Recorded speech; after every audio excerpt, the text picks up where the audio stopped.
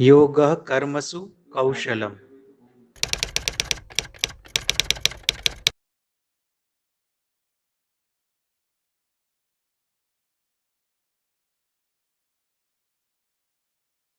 Like to request Ms.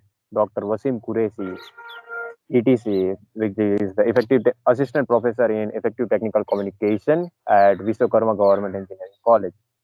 So, Wasim sir, I would like you to introduce our guest to our aspirants.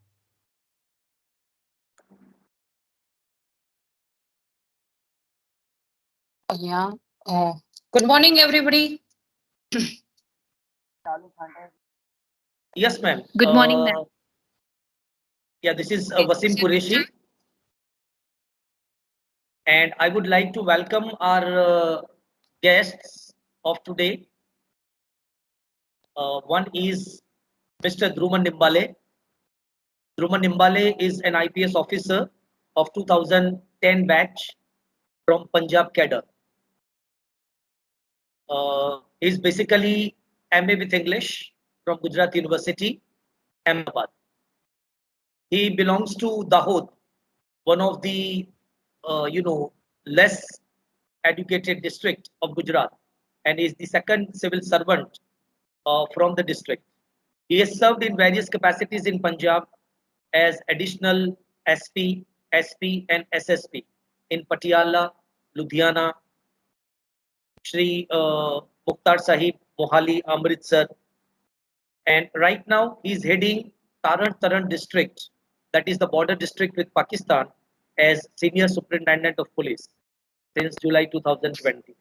It is really our honor that he has given his consent to share his experiences and views on this very important examination which he has successfully passed, and he has been awarded 5 DGP commendation discs and many appreciation certificates from various agencies for his extraordinary work in various capacity.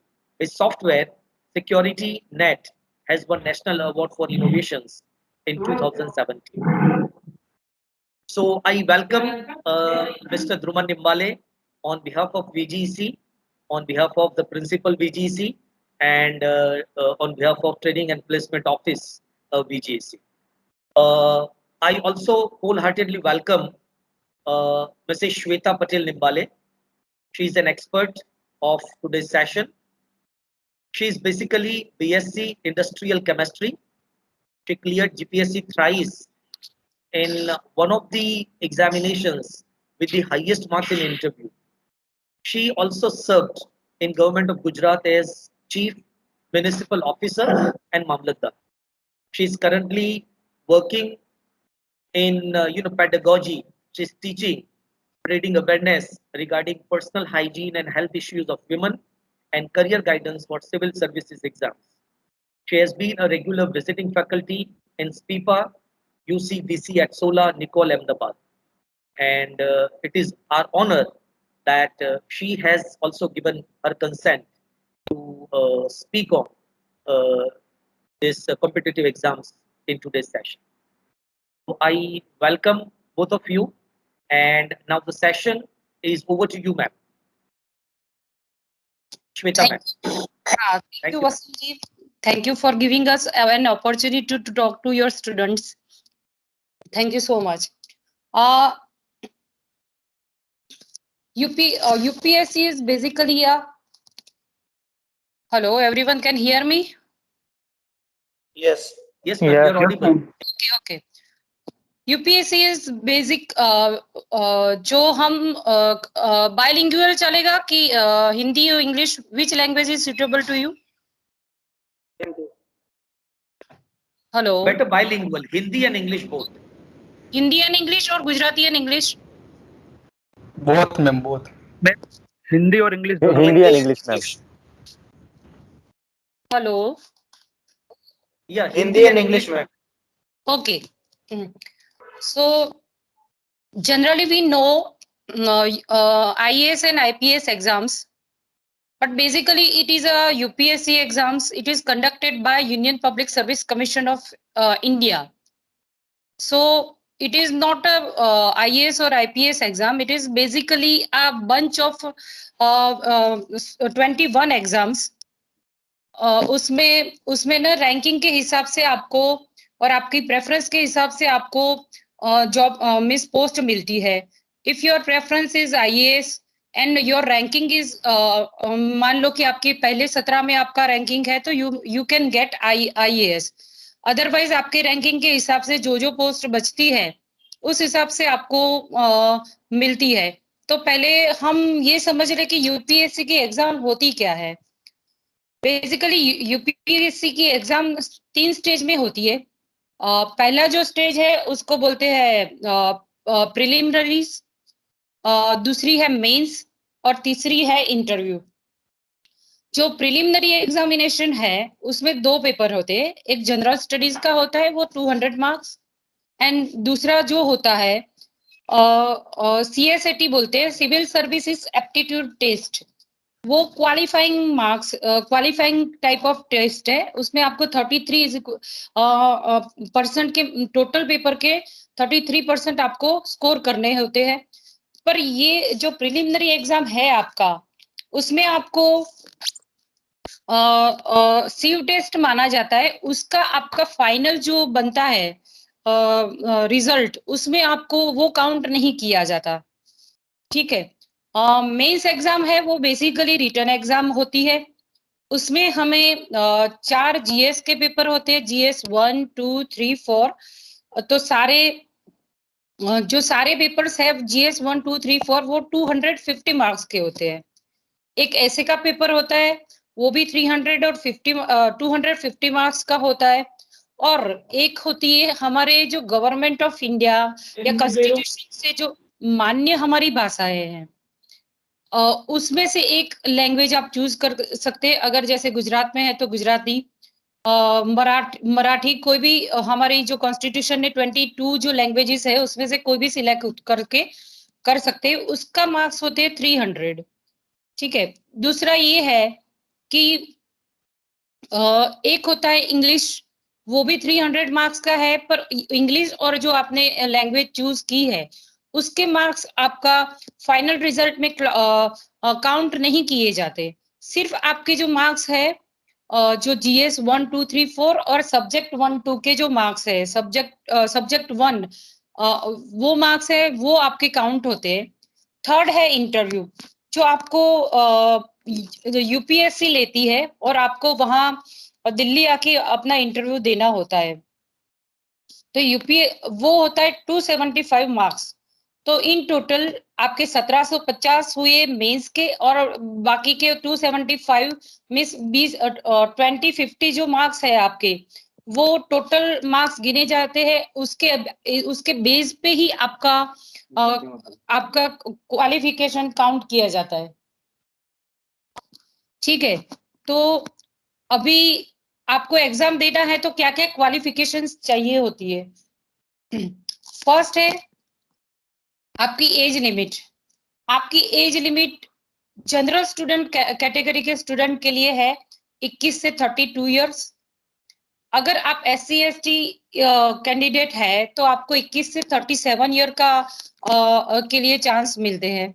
और अगर आप backward OBC and backward classes है, अभी तो economically backward classes को भी include किया गया है, तो उसमें आपको 21 से 35 साल का के लिए छूट मिलती है. ठीक है. तो एज लिमिट आपकी अगर ये है, एज लिमिट कैसे काउंट करते हैं, तो जब आप अपीयर होने वाले होते हो जिस साल, उसके अगस्त की 1 तारीख को अगर आप 21 साल के नहीं है तो आपको उसमें आपको चांस दिया जाता है. और अगर 1 अगस्त को आप 32 या आपके SC/ST है तो 37 या 35 इयर्स के नहीं है तो you are eligible for the UPSC test. और सेकंड थिंग इज, अगर कितने चांसेस दिए जाते हैं, तो आप अगर जनरल कैटेगरी के स्टूडेंट है तो आपको 6 चांस देते हैं. अगर आप SC/ST है तो आपके अनलिमिटेड है. और अगर आप ओबीसी कैटेगरी से बिलोंग करते हैं तो आपको टोटल 9 चांस दिए जाते हैं। अगर आपने प्रीलिम्स क्लियर कर दी तो ही आपको मेंस के लिए एलिजिबल माना जाएगा। अगर आपने मेंस क्लियर कर दी तो ही आपको इंटरव्यू में के लिए एलिजिबल माना जाएगा। आप अगर किसी भी स्टेज से आप निकल जाते हो तो फिर से आपको पहला प्रीलिम से शुरू करना पड़ता है। अगर मान लो कि आपके इंटरव्यू में आके निकल गए तो नेक्स्ट ईयर आपको प्रीलिम से ही स्टार्ट करना होता है। जनरली यूपीएससी की जो एग्जाम की डेट होती है, जो नोटिफिकेशन है वो मार्च एंड में निकलता है, और आपकी एग्जाम जनरली मई एंड या जून के फर्स्ट और सेकंड वीक के संडे को आती है। तो प्रीलिम्स के दोनों पेपर होते हैं, तो एक ही दिन में दोनों पेपर आपको देने होते हैं।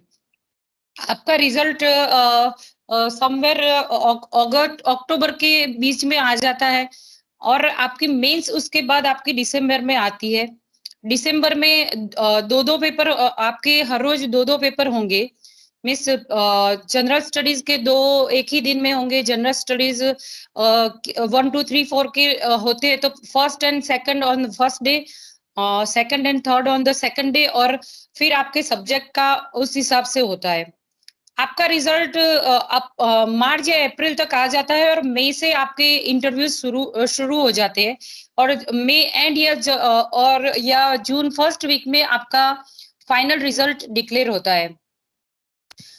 उसके बाद आपको मेडिकल टेस्ट करवाना होता है। अगर मेडिकली आप फिट है तो आपको फिर फाइनल कॉल दिया जाता है ज्वाइन करने के लिए। अभी बात करेंगे कि आपको कौन कौन सी सर्विसेज मिलेगी। तो बेसिकली 3 टाइप ऑफ सर्विसेज के लिए यूपीएससी की एग्जाम्स होती है। First is all India services, that is Indian administrative services. Second is Indian foreign services.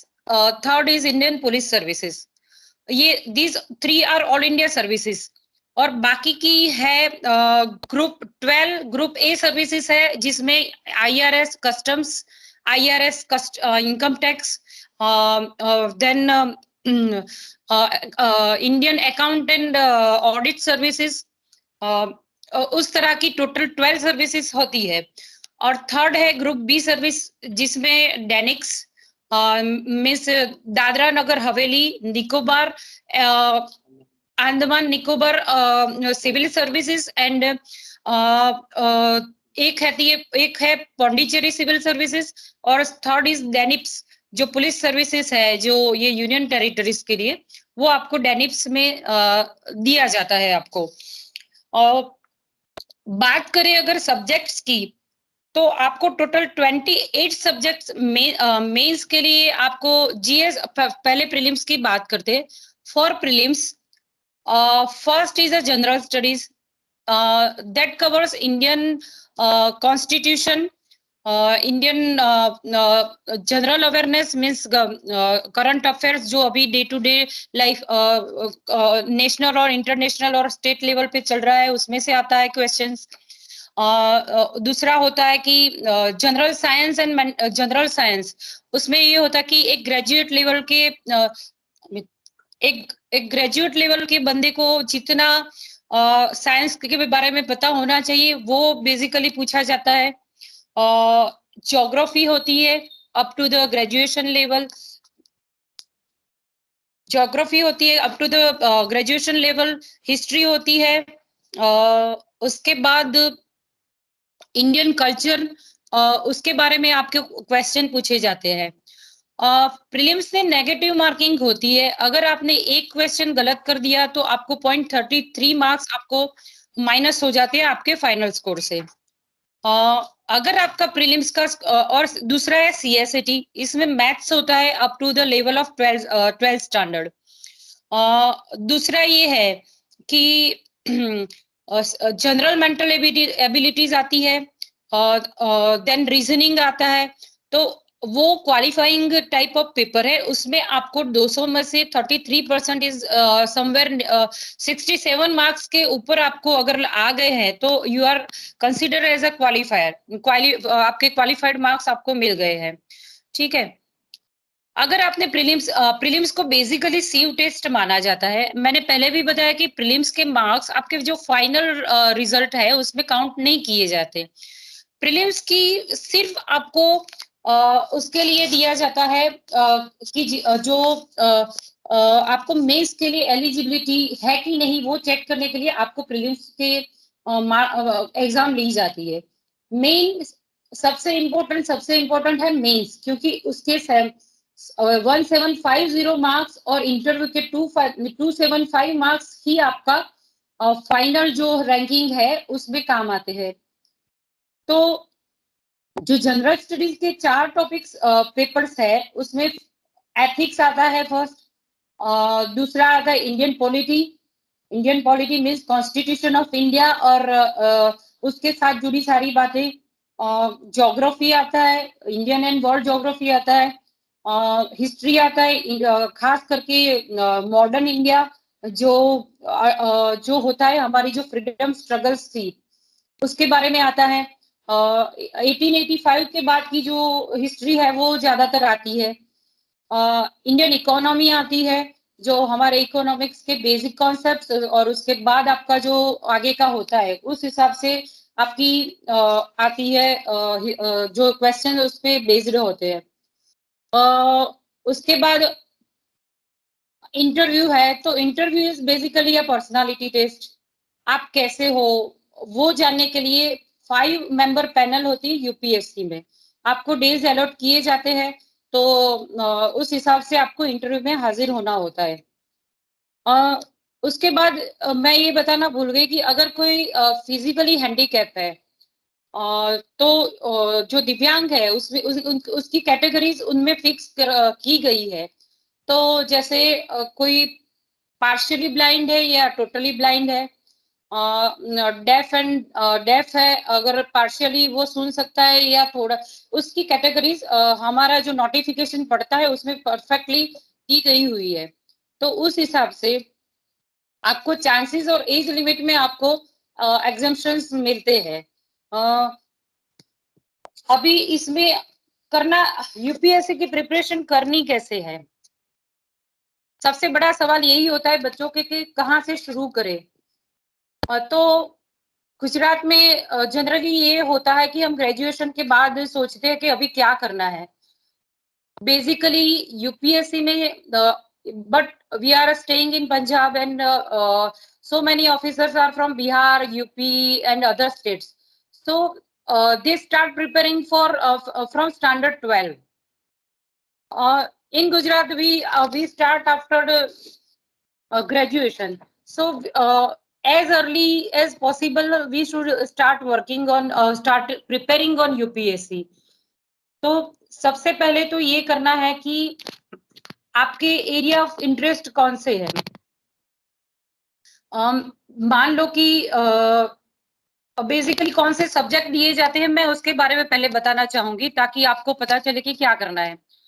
UPSC total 28 subject देती है मेंस के लिए, और तो उसमें से जनरली जो पॉपुलर सब्जेक्ट है ये हिस्ट्री, ज्योग्राफी है, आपका पॉलिटिकल साइंस है, पब्लिक एडमिनिस्ट्रेशन है, एंथ्रोपोलॉजी है, इंजीनियरिंग के जैसे केमिस्ट्री है, मैथ्स है, फिजिक्स है, कुछ इंजीनियरिंग के सब्जेक्ट है, एमबीबीएस है।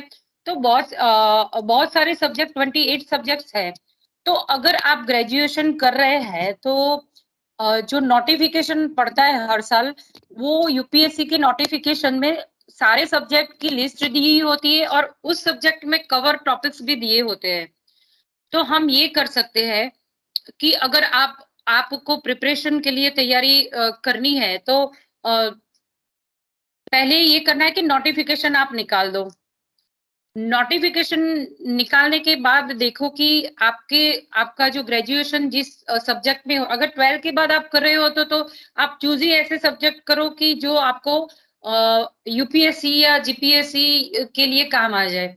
अगर आप ऑलरेडी ग्रेजुएशन लेवल पे काम कर रहे हो तो उसमें से आप देख लो कि कौन से सब्जेक्ट आपके बेसिक सब्जेक्ट, आपके जो अभी पढ़ रहे हो वो सब्जेक्ट से मेल खा रहे हैं, और उसमें जो टॉपिक्स कवर है वो टॉपिक्स आपके जो सिलेबस है उसमें से कौन से कॉमन टॉपिक्स है तो उसमें बहुत पहले से ही आप ध्यान देना शुरू कर दो, तो आपकी आधी प्रिपरेशन तो ग्रेजुएशन लेवल पे ही खत्म हो जानी है।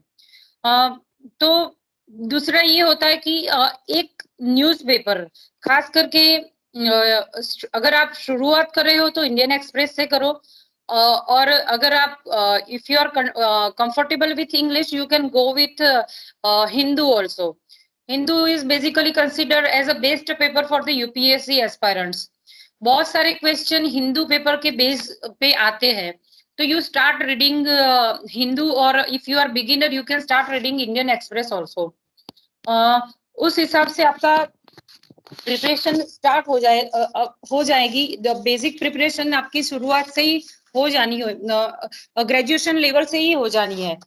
पर अगर आपको लगता है कि ग्रेजुएशन लेवल के बाद आपको प्रिपरेशन करनी है, तो मेरी पहली ये रिक्वेस्ट है कि ग्रेजुएशन में आप जो भी मार्क्स चाहिए आपको, जो अच्छे मार्क्स बेस्ट मार्क्स ला सकते हो वो तो ला ही दो, क्योंकि यूपीएससी इज हाईली अनसर्टेन। आपके लिए एक बेस होना तो जरूरी है, पर इतनी मुश्किल भी नहीं है कि आप पास नहीं कर सकते। बहुत सारे बच्चे मैंने देखे हैं अपनी करियर के दौरान, अभी एज अ करियर गाइडेंस के दौरान मैंने बहुत सारे बच्चे देखे कि बहुत ही पुअर बैकग्राउंड से आने वाले, या उनके परसेंटेज बहुत अच्छे नहीं है, फिर भी उन्होंने बहुत बढ़िया किया है। तो आप ऐसे कॉन्फिडेंस से आप आगे बढ़ोगे तो आप कर पाओगे, ठीक है। दूसरा ये है कि हर साल 4 लाख से ज्यादा फॉर्म्स भरे जाते हैं यूपीएससी के लिए, उसमें से 2.5 लाख बच्चे अपीयर होते हैं, और उसमें से हर साल फाइनल सिलेक्शन में 750 जितनी सीट्स करती है यूपीएससी डिक्लेयर, उस हिसाब से 750, 845 या 1000 काइंड उतने बच्चे पास होते हैं। तो जो आप अभी ग्रेजुएशन लेवल के जो सब्जेक्ट आप पढ़ रहे हो, उससे अभी ये है कि बच्चों को ये भी होता है कि कौन दे सकता है, मुझे ग्रेजुएशन में कितने परसेंटेज चाहिए। तो आपको ग्रेजुएशन में अगर if you have passed your graduation level और डिग्री, आपका कितने भी मार्क्स हो उससे उसमें यूपीएससी को कोई फर्क नहीं पड़ता, आपको पास किया होना चाहिए, but from the recognised university, जिसको आइदर स्टेट गवर्नमेंट ने उसको रिकॉग्निशन दिया हो या सेंट्रल गवर्नमेंट ने। तो ऐसे मत सोचिए कि मेरे इतने ही मार्क्स है तो मुझे उसमें अपीयर नहीं होने देंगे। 35 मार्क्स अगर आपने स्कोर कर 35% आपने स्कोर किए हैं, if you have got third class also, then you are eligible for the UPSC. UPSC is basically a combination of hard work and smart work. UPSC में सबसे ज्यादा जरूरी है कि आपको क्या पढ़ना है, क्या नहीं पढ़ना है। वो भी बहुत सारे बच्चे ये होता है ना कि जो भी बुक्स आती है मार्केट में लेके आते हैं पढ़ना शुरू कर देते हैं, वो नहीं करना है। हमें अगर आपका ग्रेजुएशन लेवल का आपकी जो सब्जेक्ट है उसके साथ आपकी पढ़ाई चल रही है, तो उसके साथ देयर आर सर्टेन बुक्स जो हमें पढ़नी होती है। तो अगर कोई प्रिपरेशन कर रहा है, शुरुआत कर रहा है, तो पहले हमें एनसीईआरटी से शुरू करना है। जो हमारी सीबीएसई लेवल की जो बुक, सीबीएसई कोर्स की जो बुक्स है एनसीईआरटी, उसकी बुक से हमें शुरू करना होता है। तो जनरली मॉडर्न कल्चर के लिए जो होती है, तो एनसीईआरटी स्टैंडर्ड 11th की बुक है an introduction to the Indian art. ये बुक लिस्ट मैं वसीम जी को भी पहुंचा दूंगी ताकि वो आपको सर्कुलेट कर दे, तो आपके पास वो बुक लिस्ट हो तो आप आसानी से कर सकते हैं। हमें अगर मॉडर्न एंड इंडियन हिस्ट्री के लिए स्टैंडर्ड 12 ओल्ड एनसीईआरटी करनी होती है। वर्ल्ड हिस्ट्री के लिए जो है 9th 10th की जो हिस्ट्री ऑफ सिविलाइजेशन 1 and 2 है, और एनसीईआरटी 12th स्टैंडर्ड के लिए कंटेम्पररी वर्ल्ड हिस्ट्री पार्ट 1 है। एंड सोशल इश्यूज के लिए एनसीईआरटी 12th इंडियन सोसाइटी है, और ज्योग्राफी के लिए 6 से 12 तक की जो एनसीईआरटी की बुक्स है वो पढ़नी होती है। ये अगर आपने एक बार कंप्लीट कर लिया, उसकी रीडिंग बेसिकली ये होता है कि एनसीईआरटी आपका बेस है।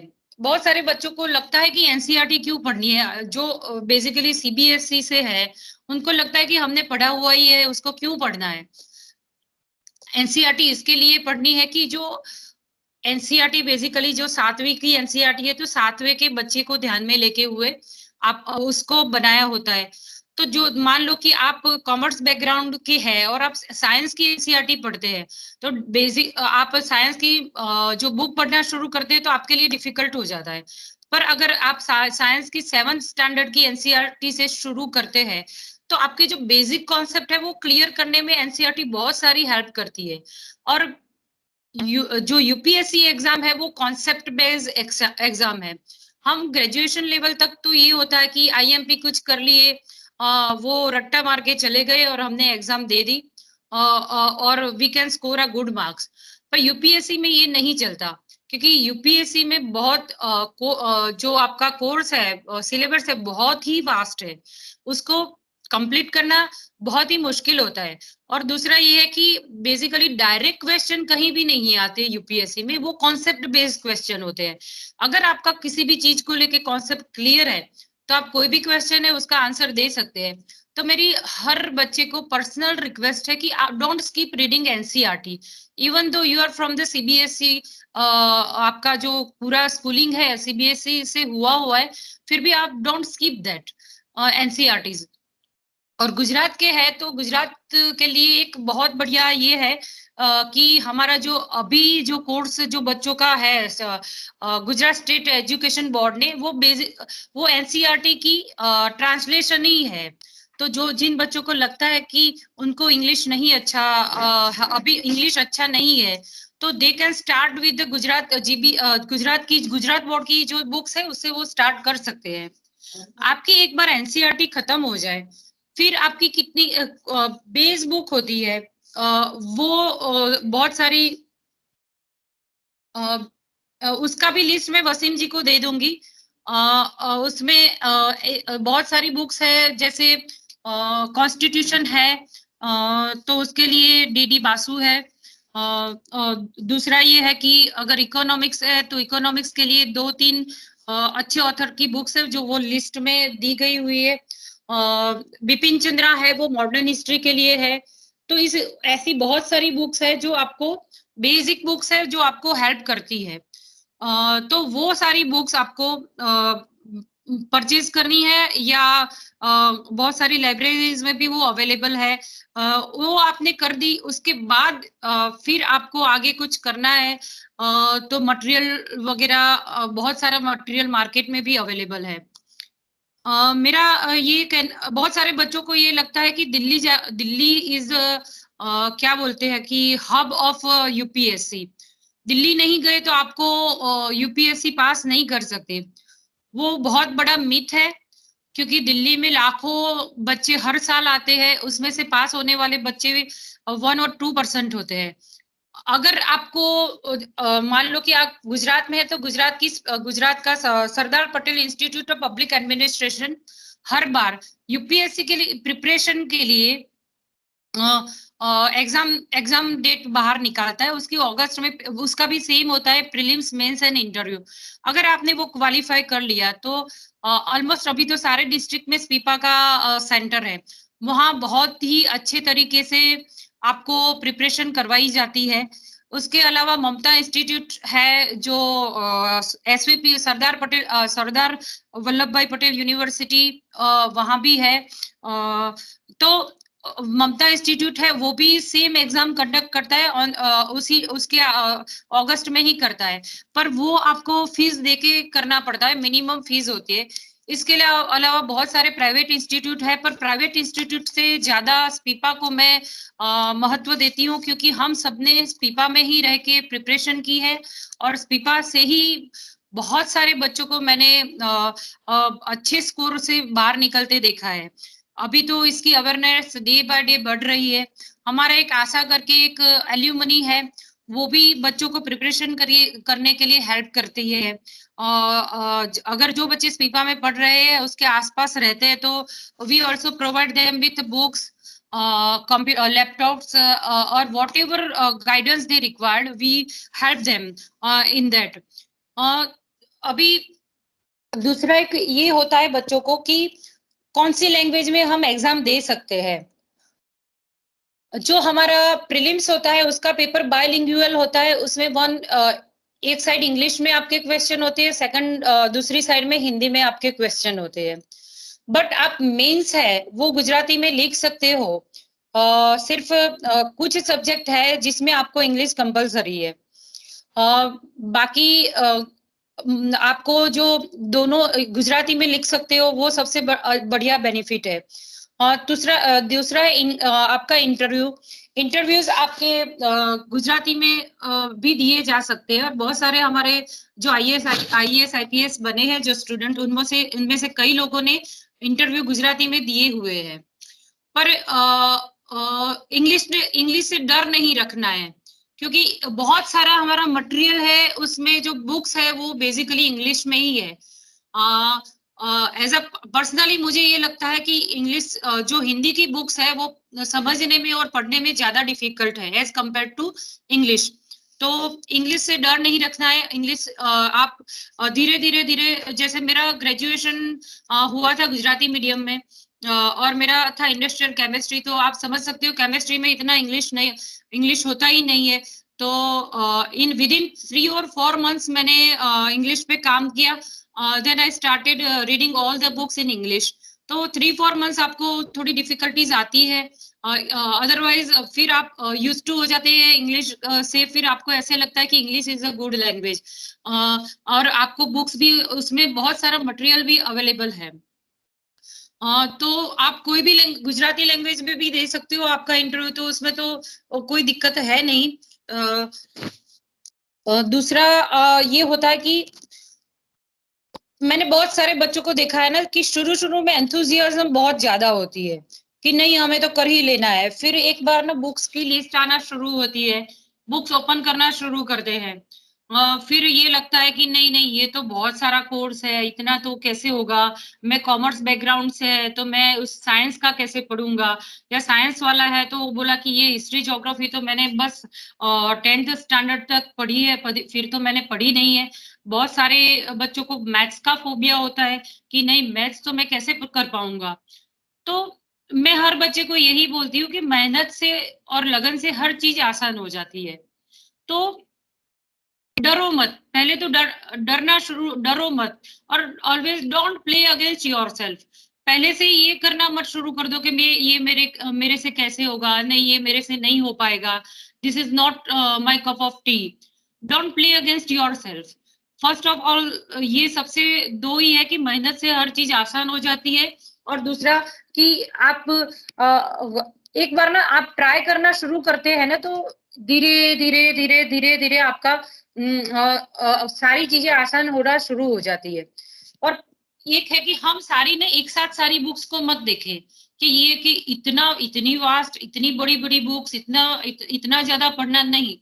थिंक इन चैप्टर्स कि हाँ मुझे आज ज्योग्राफी के 5 चैप्टर करने हैं, कल हिस्ट्री के 2 चैप्टर्स करने हैं, या मैथ्स के 2 चैप्टर्स। अगर सारा एक साथ आप सोचना शुरू करेंगे तो डेफिनेटली आपको टेंशन होना शुरू हो जाएगा कि या आपकी नेगेटिविटी आना शुरू हो जाएगी, नहीं ये मेरे से नहीं होगा। पर आप चैप्टर से शुरू करते हो तो चैप्टर से आपको धीरे एक चैप्टर किया, दूसरा किया, फिर कॉन्फिडेंस धीरे बढ़ना आपका शुरू हो जाता है। हाँ ये मैं कर सकता हूँ। और इस एग्जाम में सबसे ज्यादा जरूरी है आपका कॉन्फिडेंस और आपका फेथ कि हाँ मैं कर पाऊंगा। बहुत सारे जैसे मेरा एक स्टूडेंट था, उसको 45% मिले थे, इंजीनियरिंग में था, तो उसको लगता था कि ये मेरे से नहीं हो पाएगा। बट नाउ उसने इंडियन इंफॉर्मेशन सर्विसेज में बहुत अच्छे तरीके से काम करता है। अभी भी आप उसको देखो तो लगेगा कि ये उसने कैसे पास कर लिया, पर ये उसकी मेहनत और लगन ही थी। Otherwise he is very docile and down to the earth person. आपको कोई बंदा उसको देख के बता ही नहीं सकेगा कि ही इज अ ऑफिसर। और मुझे खुद डाउट होता था कि ये कर पाएगा कि नहीं, पर ये था ना कि एक फेथ होता है कि नहीं, उसको अपने में फेथ था, मैंने एक फेथ रखा कि नहीं, ही इज वर्किंग हार्ड, तो हो जाएगा। तो मेहनत करो और सारा एक साथ मत सोचो। हम पूरी लाइफ का टेंशन एक दिन में तो नहीं ले सकते ना, वैसे पूरी यूपीएससी का लोड एक दिन में नहीं ले सकते। तो सारी चीजें चैप्टर वाइज आप करो तो वो आपको बहुत ही आसान हो जाएगा। now over to you, Dhruman Nimbale.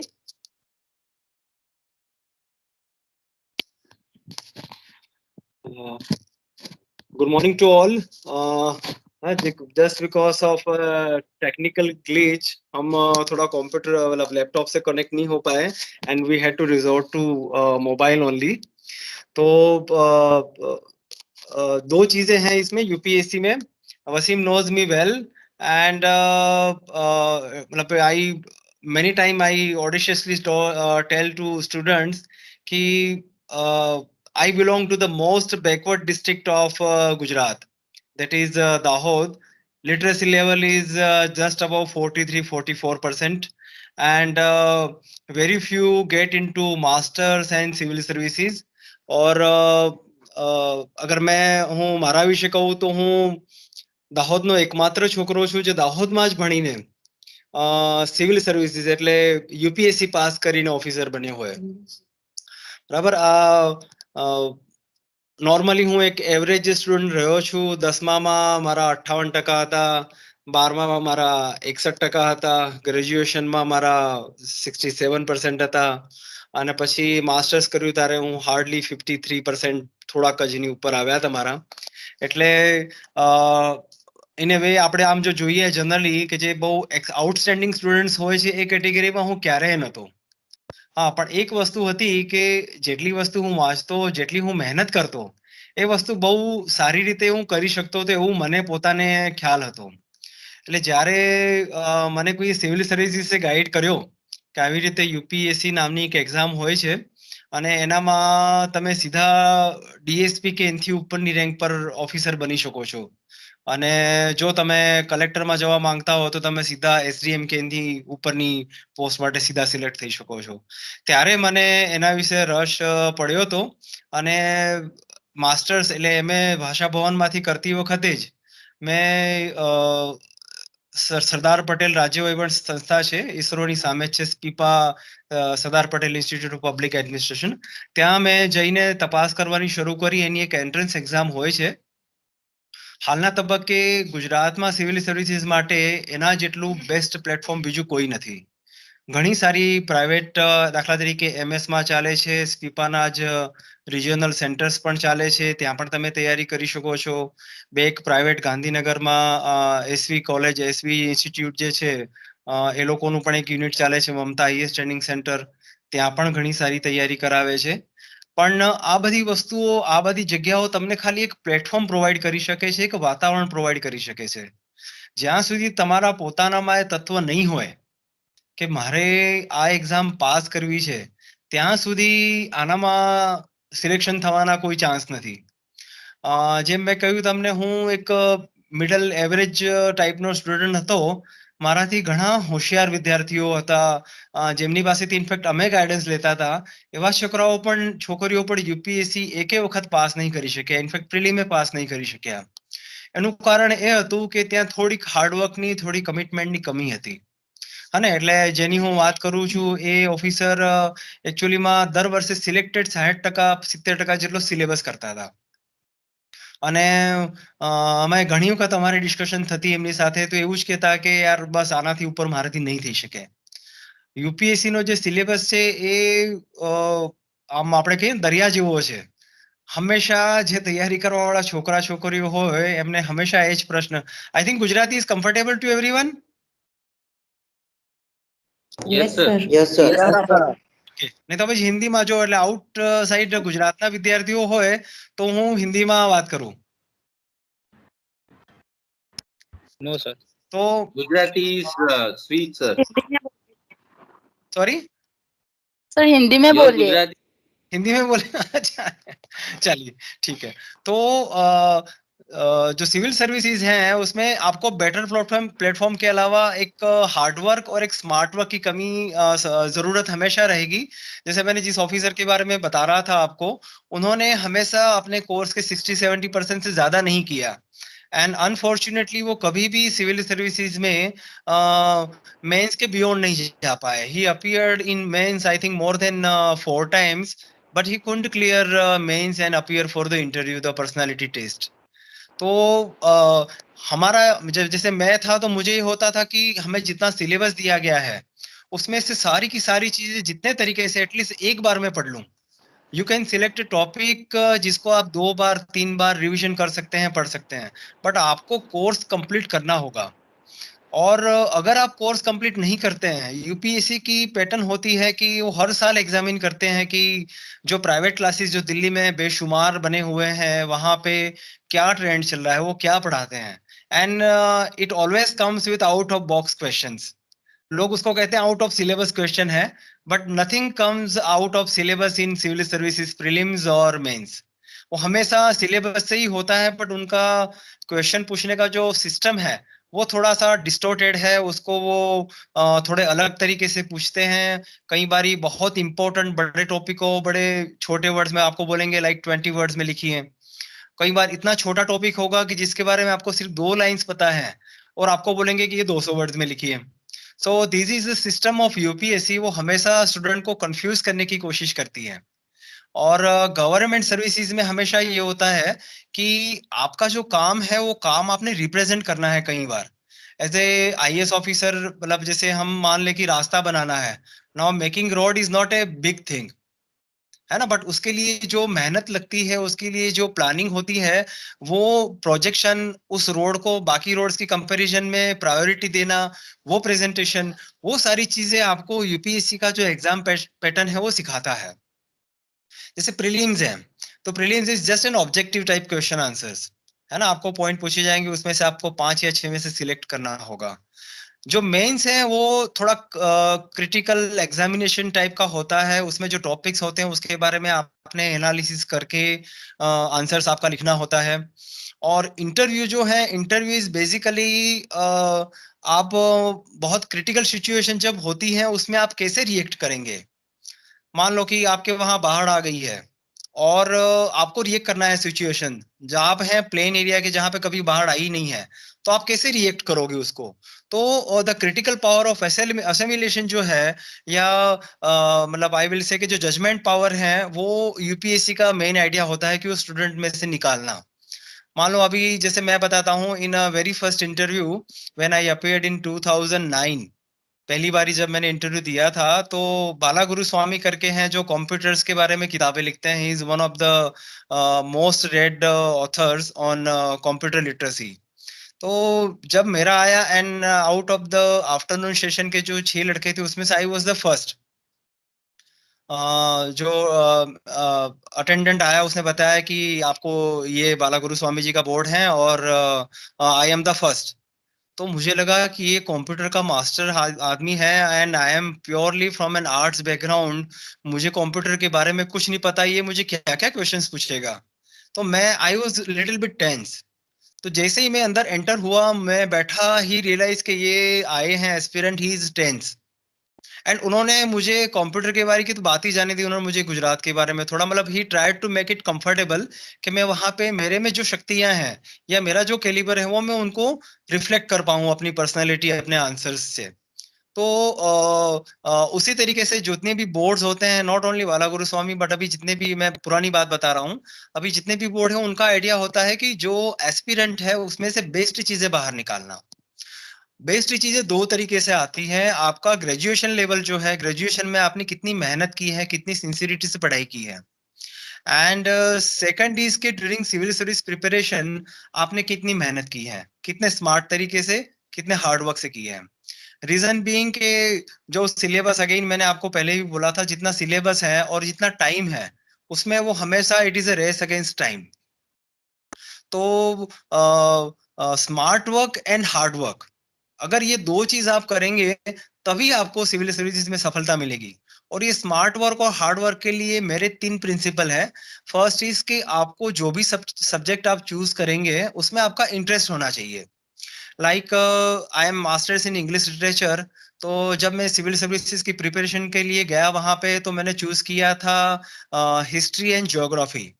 Then जो सीनियर वहां पे प्रिपरेशंस कर रहे थे, उसमें सीनियर्स ने मुझे बोला कि ये दोनों बड़े लेंथी सब्जेक्ट हैं, आपका सिलेबस कभी नहीं पूरा होगा।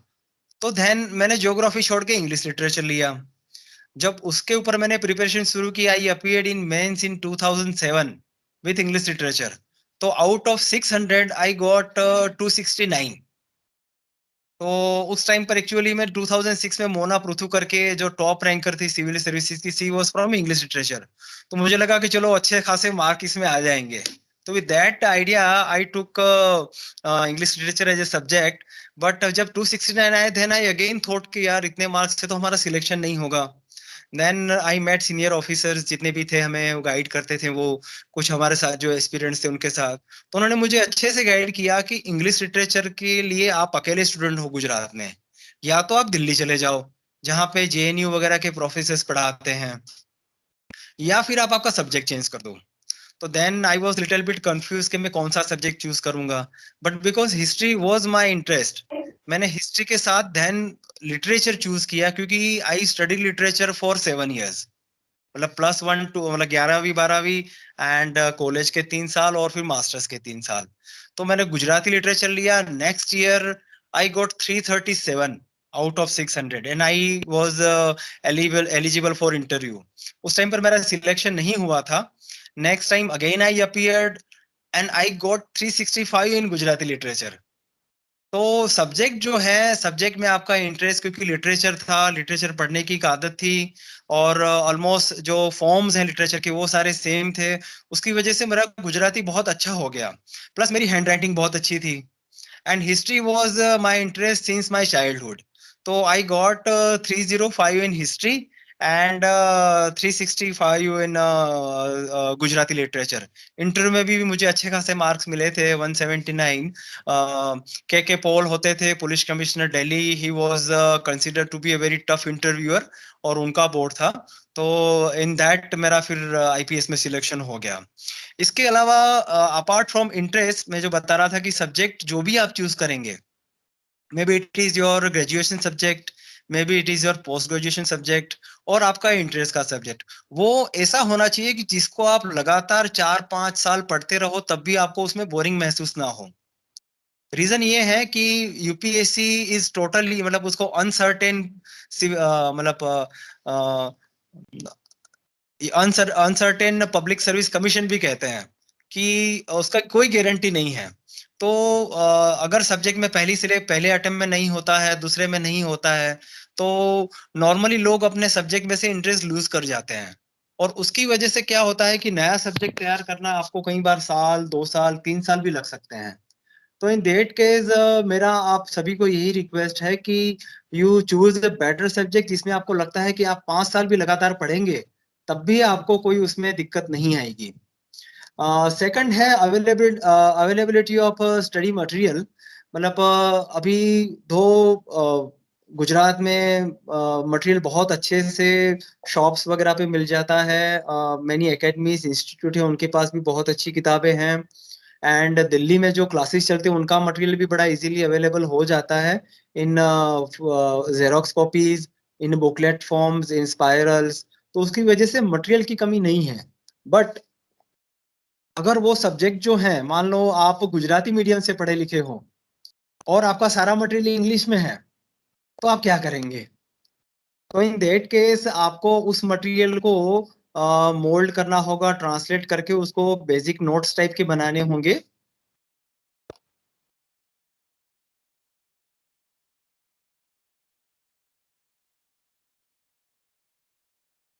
Hello, can you hear me? Yes, you're audible. You're audible. तो जो मटेरियल है उसको आपको ट्रांसलेट करना होगा, उसको आपने पढ़ना होगा, पढ़ के उसमें से कंटेंट जो है उसकी नोट्स टाइप की बनानी होगी। तो ये चीज मैटर करती है। और कई लोग कहते हैं कि हिंदी में इजी होता है ट्रांसलेट करना, बट कई सारे ऐसे वर्ड्स हैं जिसको हिंदी में से गुजराती में ट्रांसलेट करना बड़ा मुश्किल है। इंग्लिश में तो आप डिक्शनरी खोलिए, आपको पढ़ने मतलब हम normally it is a colloquial language, तो हम बहुत सारे वर्ड्स यूज करते हैं तो हमें पता होता है। तो मतलब इन आवर टाइम्स मैं जैसे बताता हूँ, व्हेन आई गॉट सिलेक्टेड, तो उस टाइम पर मटेरियल की बहुत दिक्कत होती थी और हमें बहुत सारा material English.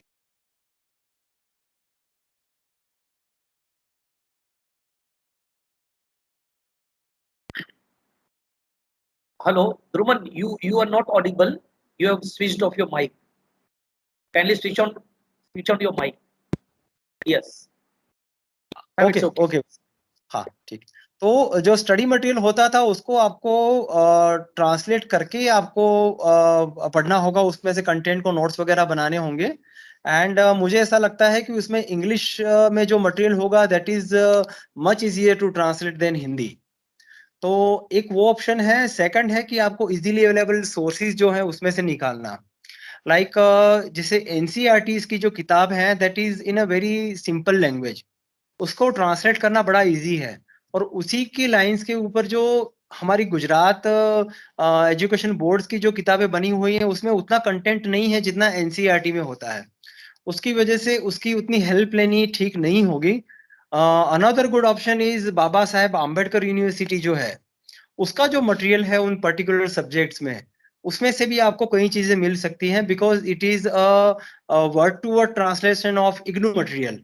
Indira Gandhi national open university जो है उसके मटेरियल को बाबा साहेब आम्बेडकर ओपन यूनिवर्सिटी के जो बुक्स हैं उसमें ट्रांसलेट किया गया है। तो वो मटेरियल भी आप उसको एक्सेस कर सकते हैं, उसमें से कुछ कंटेंट ले सकते हैं। बट स्टिल जो रेफरेंस बुक्स हैं इसमें है एनसीईआरटी के अलावा, जब आप कोई सब्जेक्ट की रेफरेंस बुक पढ़ेंगे वो मेरे हिसाब से इंग्लिश में जितनी बढ़िया है उतनी हिंदी में नहीं है। वो लिस्ट ऑलरेडी आपके साथ श्वेता ने शेयर की है, and will send a copy to you also so that आप सारे वो किताब एक्सेस भी कर पाए। तो वो एक होगा। थर्ड है आपको प्रिवेलिंग जो सिचुएशन है उसमें सब्जेक्ट चूज करना, और वो सब्जेक्ट स्कोरिंग का हो जिसमें आपको ठीक ठाक मार्क मिले। Like when I choose history, तो मेरे उसमें पहली बारी 305 मार्क आए थे, है ना। तो हिंदी हिस्ट्री में ऐसा कहते हैं कि आपको एक अबव एवरेज टाइप के मार्क्स मिल सकते हैं, क्योंकि vast number of students appear with history and geography. उसमें एक्स्ट्रा ऑर्डिनरी मार्क्स नहीं मिलते, मतलब आउट ऑफ अभी जैसे 500 है तो आपको उसमें से 400 नहीं मिलेंगे। You may gate apart 260 to 300। But उसके सामने जो मेडिकल साइंस है, because it is scoring like maths है, तो उसमें क्योंकि उसमें कोई मार्क काटने का ऑप्शन नहीं है, तो you may easily get 400, 350, even 450 भी कई ऑफिसर्स के जो सिविल सर्विसेज से सिलेक्ट हुए हैं उनके उतने मार्क्स आए हैं। तो जो स्कोरिंग पैटर्न है सब्जेक्ट का, लाइक इंजीनियरिंग के कुछ सब्जेक्ट्स हैं उसमें भी अच्छे मार्क्स मिलते हैं, मैथ्स हैं, मेडिकल साइंसेज के कुछ हैं, केमिस्ट्री है। तो उन टॉपिक्स में you may score a good marks. But अगर उस टाइप का आपका बैकग्राउंड नहीं है तो then you should go for a general subject जिसमें एवरेज मार्क्स आते हैं।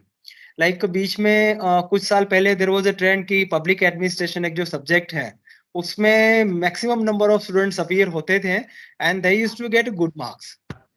और उसके पहले हिस्ट्री का था, उसके पहले ज्योग्राफी का था। तो एक सब्जेक्ट ट्रेंड होता है जिसमें से मैक्सिमम, जैसे अभी सिविल सर्विसेज हैं उसमें बिकॉज ऑफ दिस जो जनरल मेंटल एबिलिटीज के क्वेश्चन है, एप्टीट्यूड टेस्ट के जो क्वेश्चंस हैं, उसकी वजह से इंजीनियर्स एंड डॉक्टर्स ज्यादा सिलेक्ट होते हैं, है ना। जो आर्ट्स एंड रूरल बैकग्राउंड से जो एस्पिरेंट्स हैं उनके चांसेस कम है। दो there is a good number of selection, but क्योंकि एप्टीट्यूड टेस्ट है, हम कभी स्कूल में ना हम 7वीं 8वीं 9वीं 10वीं में पढ़े हैं, ना हम 11वीं 12वीं में पढ़े हैं, ना ही हमने कॉलेज में एप्टीट्यूड टेस्ट के हिसाब से कभी आंसर लिखा है। तो definitely these streams has an these streams have an advantage over students of a general subjects। ठीक है। बट इसमें जो मेरी अंडरस्टैंडिंग थी वो ये थी कि आप में से कई लोग होंगे जिन्होंने अभी 12वीं की एग्जाम दी होगी। सो 3 years of graduation and may be 1 साल आपकी यूपीएससी के लिए जो डेडिकेटेड प्रिपरेशन है। अगर आप उस तरीके से सब्जेक्ट चूज करते हैं कि जो आपको यूपीएससी में आफ्टर यू टर्न्स 21 उसके बाद आपने अपीयर होना है, तो 3 साल का आपका ग्रेजुएशन का सब्जेक्ट और उसके बाद उसी के ऊपर enhanced preparation as far as civil services is concern अगर वो आप करते हैं तो you may be one of the youngest civil servant in the country. यहाँ से कई सारे ऑफिसर्स हैं। एक अमृतेश औरंगाबाद कर है, अभी गुजरात में he is an IAS officer.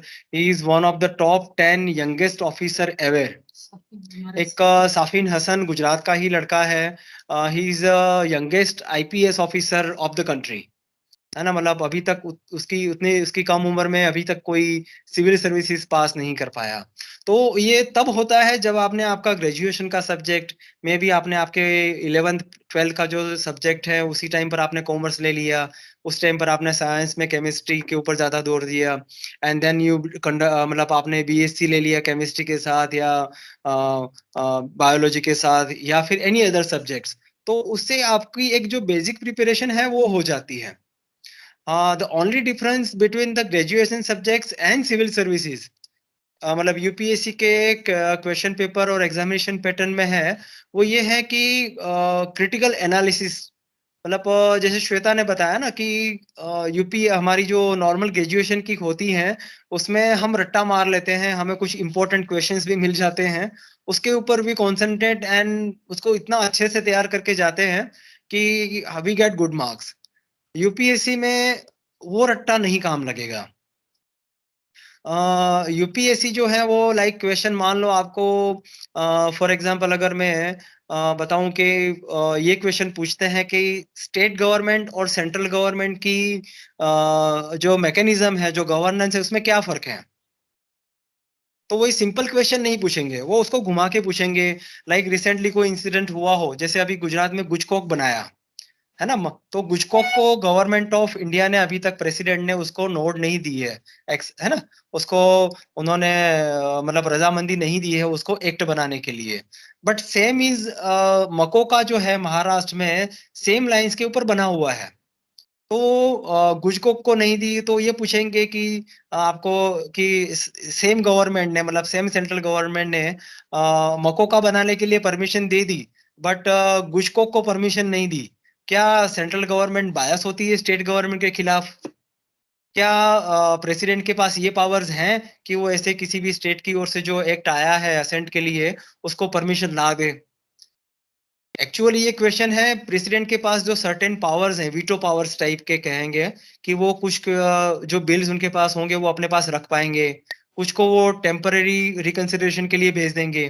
तो वो पावर के यूसेज के ऊपर क्वेश्चन है और सेंट्रल और स्टेट का जो पावर डिवीजन है उसके ऊपर है सब्जेक्ट्स। जैसे आप पावर एक तरफ है, पुलिसिंग एक तरफ है, वो स्टेट में आता है। कुछ जैसे एग्रीकल्चर है आता स्टेट में, उसके ऊपर सेंटर भी एक बना सकती है। तो वो उस तरीके से क्वेश्चन पूछेगी कि आपको लगेगा कि यार ये प्रेसिडेंट के पावर्स के ऊपर पूछ रही है कि सेंटर स्टेट के जो 249 आर्टिकल है कॉन्स्टिट्यूशन का उसके ऊपर पूछ रही है। तो हमेशा आपको क्रिटिकल एनालिसिस करना होगा कि ये जो पर्टिकुलर क्वेश्चन है उसको किस इरादे से पूछा गया है। अगर आपने UPSC का इरादा सही पकड़ा, जो उनका ऑब्जेक्टिव है क्वेश्चन के पीछे वो आपने सही पकड़ा, तो out of 10 you may gate 8, you may gate 9। और अगर आपने सही नहीं पकड़ा तो यू विल गेट 1 और 2, भले आपने उसके ऊपर 200 300 वर्ड्स जो उन्होंने बोले उतने वर्ड्स में आपने आंसर लिखा हो। तो ये है थोड़ा UPSC के बारे में जनरल आइडिया। एंड गुजरात जो है वो इट इज ऑलवेज बिलीव्ड कि बिजनेस कम्युनिटी का स्टेट है, वहां से लोग सिविल सर्विसेज में नहीं आते हैं, वहां से लोग आर्मी में नहीं जाते हैं, उसमें से आर्म्ड पुलिस फोर्सेस में नहीं जाते हैं। But that is all a perception. अगर हम उतने ही निकम मतलब गुजरात के जो हैं लोग उतने ही सिविल सर्विसेज के प्रति नेग्लिजेंट होते या उसको उनको इंटरेस्ट ना होता तो हमारी जो स्टेट सिविल सर्विसेज हैं वो इतने अच्छे से रन नहीं करती, उसमें भी लड़के नहीं आते, उसमें भी गुजराती लड़के नहीं होते। सो ये मिसकंसेप्शन है। हाँ, ये बात जरूर है कि it has never been accepted as a career option. जैसे मैं हूं तो मुझे जब I was 21 I was told के ऐसे एग्जाम है, देन आई थॉट के चर्चा चलो इसके लिए ट्राई करते हैं। अगर यही चीज मुझे किसी ने जब मैं 11th में था 12th में था तब या जब मैं ग्रेजुएशन करता था तब मुझे बताया होता तो situation might have been different. तो ऐसा बहुत लोगों के साथ होता है, जब वो ग्रेजुएशन कंप्लीट करते हैं तब उनको पता लगता है अच्छा अब क्या करें, चलो सिविल सर्विस की प्रिपरेशन करते हैं। Then it takes a longer time. मान लो आपने ग्रेजुएशन कॉमर्स में किया है and you choose subject in civil service history, आपने हिस्ट्री पिछले 5 साल में पढ़ा नहीं है, तो आपको हिस्ट्री का वो बेस बनाने में it will take a year और 2। उसकी वजह से आप 24वें 25वें 26वें साल में भी बियॉन्ड दैट सिलेक्ट होंगे। बट डजंट बार मतलब इसमें कोई चीज नहीं है कि आप 21वें साल सिलेक्ट करो, आप 29वें साल सिलेक्ट हो, उससे कोई फर्क नहीं पड़ता। Most important is to get into the services, है ना। मतलब आई नो एट 29, लाइक मेरा सिलेक्शन 29 ईयर का था तब हुआ था। मैं ऑलरेडी स्टेट गवर्नमेंट में जब पहले 2 साल में मेरा नहीं हुआ selection, then I appeared for the state civil services और मेरा सिलेक्शन वहां पे हो गया। तो उसकी सर्विसेज के साथ साथ आई यूज्ड टू प्रिपेयर, और इन 2009 सिविल सर्विसेज में मेरा सिलेक्शन हो गया।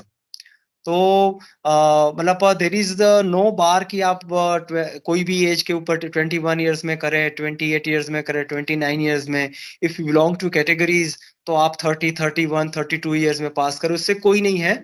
Very important is to get into the services. जैसे श्वेता ने बताया 27 सर्विसेज हैं। थोड़ा सा फर्क है powers I mean to say कि जैसे 3 ऑल इंडिया सर्विसेज हैं, IAS, IPS and foreign services. ये 3 services they are considered as all India services. उसमें powers perks are much much higher and at certain age, जैसे आप 18 साल की service पूरी करेंगे, then you are a policy maker, whether it is in police, whether it is in foreign services और whether it is in you administrative services. जो बाकी 24 departments हैं, जैसे ऑडिट एंड अकाउंट सर्विसेज हैं, डिफेंस एस्टेट्स हैं, then revenue services हैं, उसमें income tax हैं, कस्टम्स एंड एक्साइज हैं। तो वो जो ऑप्शंस हैं, वो options they are also very good options. And जैसे लड़कियां हैं तो लड़कियों के लिए IRS, IT, IRS, custom and excise both are very good options, क्योंकि जो आईपीएस है उसके लिए कई बार फिजिकल ट्रेनिंग का होता है, वो कई लोग नहीं पास कर पाते हैं। देन सेकंड है फॉरेन सर्विसेज। तो जो इंडियन ट्रेडिशन है, जो शादी वगैरह होती है उसके बाद आपको आपके ससुराल में जाना होता है, तो फॉरेन सर्विसेज में most of your service will be out of India. तो कई लोग वो नहीं प्रीफर करते हैं, सो दैट गर्ल्स जो हैं वो mostly IRS, IT, income tax, IRSC, अगर आईएएस में नहीं होता है तो उसको ऑप्शंस तवज्जो इंपॉर्टेंस देते हैं। बट उसके अलावा जो बाकी सारी भी सर्विसेज हैं, आरपीएफ हैं, डिफेंस एस्टेट जैसे मैंने बताया, डिफेंस अकाउंट्स हैं, फिर डेनिप्स हैं, डेनिप्स एंड डेनिक्स जो हैं वो ग्रुप बी सर्विसेज काउंट होते हैं। एंड उसमें आपको जो एगमुट एगमुट आई मीन टू से कि दिल्ली, अरुणाचल, मिजोरम, पौंडीचेरी, इन स्टेट्स में आपको या तो एडमिनिस्ट्रेटिव सर्विसेज या पुलिस सर्विसेज के लिए सिलेक्ट होता है। तो they all are very good options. एक ट्रेड सर्विसेज हैं, एक इंफॉर्मेशन सर्विसेज, दूरदर्शन वगैरह हैं, प्रसार भारती हैं, उसमें जो डायरेक्टर्स होते हैं उस पोस्ट के लिए भी सिलेक्शन होता है सीधा। तो वेरीड वेराइटीज हैं, और इसमें एक बार सिलेक्शन हो जाता है तो आई अश्योर कि it is an wonderful opportunity to work with government, either it is a state और either it is a central. और हार्ड वर्क, स्मार्ट वर्क, ये 2 ही क्राइटेरिया हैं। ये दोनों चीज अगर आपने अच्छे से कर ली, आपको यूपीएससी करने से कोई नहीं रोक सकता, है ना। मतलब मैं हमेशा ये कहता हूँ and I firmly believe that कि अगर मेरे जैसा लड़का जिसने 10वीं के बाद कभी मैथ्स नहीं पढ़ा, 11वीं 12वीं कॉलेज के 3 साल, मास्टर्स के 3 साल, जब सिविल सर्विसेज आई तो उसमें स्टेटिस्टिक्स का एक पेपर होता है, एक एप्टीट्यूड टेस्ट में बहुत सारे मैथ्स के क्वेश्चंस होते हैं। तो आई रियलाइज कि अच्छा ये प्रिपरेशन करनी पड़ेगी, मेरे से तो होगी नहीं। बट जब मैंने उसके ऊपर मेहनत करनी शुरू की, तो मतलब with in couple of months मेरा उसके ऊपर ठीक ठाक कंट्रोल हो गया, और I always got good marks. मतलब मेरा 2 बार सिविल सर्विसेज में सिलेक्शन हुआ है, 3 बार मैंने मेंस लिखी हैं। तो the background which I belong to, the area which I belong to, the background मतलब economic, I belong to a middle class family. हमारी फैमिली में किसी का गवर्नमेंट सर्विसेज का कोई एक्सपोजर नहीं था। तो ये सारी चीजें मतलब जो हम आइडियल कंडीशन कंसीडर करते हैं उससे विपरीत थी। But still just because of hard work and smart work I get into services. Shweta hai, my wife, we both were in state services. वहाँ पे हम दोनों पीसीएस एग्जाम हमने पास किया था जो जीपीएससी का होता है, and she got very good marks in interview. उसको हर बार उसकी जो क्रिटिकल एनालिसिस है वो बहुत अच्छी होती थी, इसीलिए वो सिविल सर्विस के लिए इंटरव्यूज वगैरह में जाती है। तो हर एक बंदे में एक एक एक्सपर्टाइज है, और यूपीएससी का यही गोल है, डिफरेंट स्टेटा के डिफरेंट स्ट्रीम्स के लोग सर्विसेज में आए, जिस करके जो India which is a very heterogeneous type of a country, यहाँ पे डिफरेंट स्टेटास हैं, डिफरेंट कास्ट है, कम्युनिटी है, रिलीजियन है, उन सभी लोगों को एक एडेक्वेट लेवल का रिप्रेजेंटेशन मिले, और पॉलिसीज जो हैं वो हमेशा चर्न होके, मतलब उसको ऊपर ठीक ठाक वर्क होके वो पॉलिसीज डिसाइड हो जिससे मैक्सिमम लोगों का भला हो सके। तो इसकी वजह से हर एक बैकग्राउंड का, हर एक स्टेटा का, हर एक इकोनॉमिकल स्टेटस का पर्सन इसमें अपीयर हो सकता है, एस्पिरेंट अपीयर हो सकता है। एज बार उसके बारे में ऑलरेडी आपको श्वेता ने बताया है, और अगर आपने अच्छे से प्रिपरेशन की with determination, with sincerity and smart and hard work, as I told, so we will see a better number of representation in civil services. अभी नॉर्मली गुजरात से हर साल 15 से 20 ऑफिसर्स सिलेक्ट होते हैं, जो कुछ में से कुछ आईएएस होते हैं, कुछ आईपीएस होते हैं, कुछ फॉरेन सर्विसेज में जाते हैं, और बाकी अदर सर्विसेज में होते हैं। मतलब आई वांट कि हमारे गुजरात से जितनी हमारी आबादी है, जितनी यहाँ पे हमारी सिविल सर्विसेज की रिक्वायरमेंट है, उसके हिसाब से the number should be higher, and we have that opportunity, we have that promising abilities amongst us. So thank you very much, and the house floor is open for question and answers. Thank you.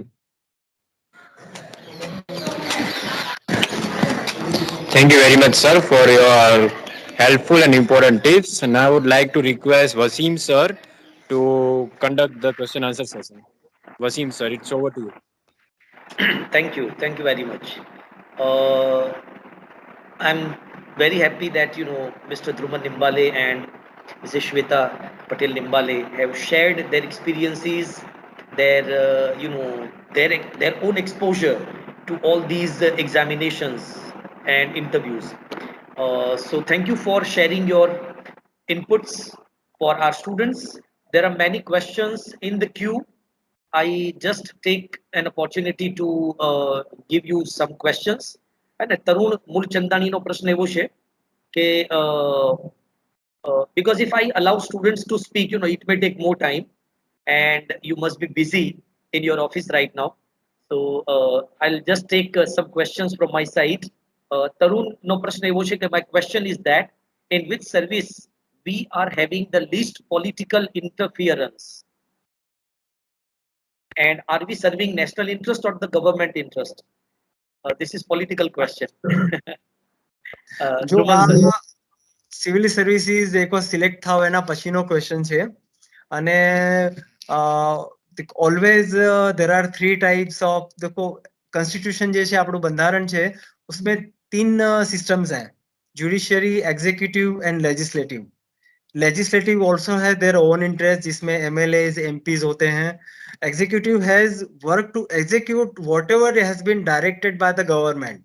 Government is nothing but a country, irrespective, मान लो वो कांग्रेस है, वो BJP है, वो NDA है, UP है, उससे कोई फर्क नहीं पड़ता, है ना. उन्होंने जो हमारे सिटीजन है उनको कोई अश्योरेंस दिया है, उन्होंने कोई गारंटी दी है, वो गारंटी को एग्जीक्यूट कराना, उसको सक्सेसफुली एग्जीक्यूट कराना, वो हमारा काम है. एंड मतलब मेरा ये एक्सपीरियंस है पिछले 10 सालों में कि मैंने पहले ही जैसे बताया कि India is such a complex country. Complex I mean to say कि यहाँ पे इतने सारे स्टेक होल्डर्स हैं कि उन सभी स्टेक होल्डर को एट ए टाइम इक्वली सारी चीजें प्रोवाइड करना इज वेरी डिफिकल्ट. दूसरा है कि we didn't had that resource. जब हम इंडिपेंडेंट हुए थे तब हमारे पास वो रिसोर्सेज नहीं थे. अगर हम उस चीज को कंपेयर करेंगे तो we have witnessed a huge change and huge transformation as far as the progress of the country is concern. अगर आज हम यूएस को, इंग्लैंड, ग्रेट ब्रिटेन हो गया, यूरोप को देखते हैं, तो that is a progress after 200 years. US के केस में it is more than 250 years. तो अभी तो हमें तो सिर्फ 75 साल हुए हैं, and that is a very small time for an independent poor country which was exploited by their administrators for a longer time. तो we are going in a very right direction. हमने जितनी challenges हमारे खिलाफ थी, poverty थी, illiteracy थी, उस चीजों को अगर देखेंगे तो I firmly believe कि we have positively successfully combated whatever challenges we had, and maybe after a generation or so we will be in far better situation. Thank you, sir. Now there is one more question regarding the preparation. Shall we have a preparation of prelims and mains together, or after prelims we have to start preparation for the mains? Very good, very important question. Basically, there are two strategies. मतलब कई लोग मैंने देखे हैं कि जो prelims की preparation पहले करते हैं, then they wait for mains result, और जो इन बिटवीन का 3 and 4 मंथ का टाइम है उसमें दे प्रिपेयर फॉर मेंस. उसमें दिक्कत ये आती है कि mains is a very analytical paper, जैसे मैंने पहले बताया, तो 3-4 महीने में उसकी प्रिपरेशन करना इज वेरी वेरी डिफिकल्ट. तो व्हाट वी सजेस्ट इज के पहले जब आप प्रिपरेशन की शुरुआत करते हैं तब आप कॉम्प्रिहेंसिव प्रिपरेशन करें, प्रीलिम्स एंड मेंस दोनों को टुगेदर रखें. It should be mainly concentrated on mains. prelims because it is the objective type only, so prelims के before 2 and 3 months or so you can work on that, and आप easily, अगर आपका base subject का ठीक बना हुआ है, अगर आपकी जनरल स्टडीज की प्रिपरेशन ठीक हो चुकी है, तो for prelim you can prepare yourself with in 2.5 months. तो जो मेन प्रिपरेशन है वो आपको मेंस के आधारित ही करनी चाहिए. एंड कॉम्प्रिहेंसिव जितनी भी किताबें हैं, एनसीईआरटीज हैं, रेफरेंस बुक्स जो हैं, वो आप कम से कम 2-2 3-3 बार, मतलब मेरे तो in my case I will say कि NCERTs in spite of I appeared again for interview, तो वी गो थ्रू एनसीईआरटीज. तो आपको जनरल प्रिपरेशन करनी पड़ेगी. And once when there is prelim is closer by for 2.5 month, तब आप prelim के ऊपर स्पेशली कंसंट्रेट करें. जब मेंस आएगी तब then you concentrate on mains. Okay, thank you again. One question about how to do for writing practice. Writing practice के लिए क्या करें? Shweta will answer on that. Yes, ma'am. I will answer first. First of all, the last question. Basically, GS के जो है geography, history, polity, economy, वो GS mains में भी आते हैं, GS प्रीलिम्स में भी आते हैं, तो दोनों की प्रिपरेशन आपकी साथ में चलती है. जस्ट आपका जो व्यू है, जैसे प्रीलिम्स है तो आपके ऑब्जेक्टिव टाइप्स ऑफ क्वेश्चन आएंगे, तो वो कैसे पूछे जा सकते हैं, वो लास्ट ईयर के पेपर्स देख के आप डिसाइड कर सकते हो. लास्ट ईयर के पेपर्स आपको ऑनलाइन भी मिल सकते हैं, प्रीलिम्स और मेंस दोनों के. तो आप लास्ट ईयर के पेपर से भी आप देख सकते हो कि क्या फर्क पड़ता है जीएस और जीएस मेंस और जीएस प्रीलिम्स में. मेंस में सिर्फ इतना फर्क आता है कि एक आपको ऐसे का पेपर करना होता है और एक आपका जो सिलेक्टेड सब्जेक्ट है. तो सिलेक्टेड सब्जेक्ट आई सजेस्ट कि आपका सब्जेक्ट आप पहले से ही डिसाइड कर लो. तो आपके ग्रेजुएशन लेवल में अगर आपका जो सब्जेक्ट है और आपका ग्रेजुएशन में जो सब्जेक्ट है आप साथ में प्रिपरेशन कर सकते हो, तो आपका वो टाइम बच सकता है. और ऐसे तो ये है बेसिकली तो सोशल इश्यूज और जो होते हैं एनवायरमेंटल इश्यूज वगैरह पे वगैरह आता है, तो वो तो हमारे डे टू डे रीडिंग्स होते हैं, उसमें से हमें पेपर रीडिंग होता है, या हमने कोई मैगजीन, मानो कि Vision IAS is most popular nowadays, तो if we are reading that, तो उसमें से ही टॉपिक आते जाते हैं, तो वी कैन छोटी सी शॉर्ट नोट्स बनाते रहना चाहिए कि भाई ये एनवायरमेंटल इश्यूज पे है, तो एक पेज, एक छोटी सी बुकलेट या छोटा सा कुछ पेजेस आप एनवायरमेंटल इश्यूज पे रख दो, कुछ पेजेस आप पॉलिटी पे रख दो कि जिसमें कुछ नए बिल्स वगैरह आए हुए हैं, या गवर्नमेंट ने कोई स्ट्रेटेजिक डिसीजंस लिए हुए, या इंटरनेशनल में कुछ हमारा रोल है, या ऐसे जो छोटे छोटे चीज है वो हम उसकी नोटबुक से बना सकते हैं. वो ऐसे में भी काम आ सकती है, हमारे मेंस के क्वेश्चंस में भी वो अच्छे से काम आ सकता है. रहा राइटिंग प्रैक्टिसेस, तो आपको आपने अगर पेपर देखा हो या नहीं देखा तो ये होता है कि कई क्वेश्चन होते हैं सिर्फ 2 मार्क्स के, उसमें आपको वर्ड लिमिट दी हुई होती है।